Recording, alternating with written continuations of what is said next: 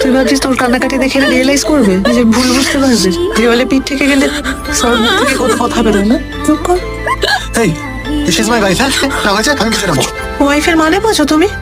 কি ওয়াইফ করছো তুমি? শোনো শোনো শোনো শোনো, ওয়াইফ হওয়ার আগে না ও একজন ইন্ডিভিজুয়াল, একজন মানুষ। রেসপেক্ট করো মানুষকে। নন্দিনী নন্দিনী আমরা একটু ঠান্ডা মাথায় কথা বলি, আমরা সব ঠিক করে নেবো। হ্যাঁ যেমন বারবার পল্লবীর সাথে ঠিক করে নিতে, ঠিক সেরকমই করবে তো? আমার দেখা হয়েছে পল্লবীর সাথে, আমি সব শুনেছি। আরে মিথ্যেবাদীও, শি ইজ আ বিচ। তাই না? হ্যাঁ। সে তো তুমি কোর্টে গিয়ে নন্দিনীর সম্পর্কে তাই বলবে। আবার কোর্ট কাছারির কথা হচ্ছে কেন মামা?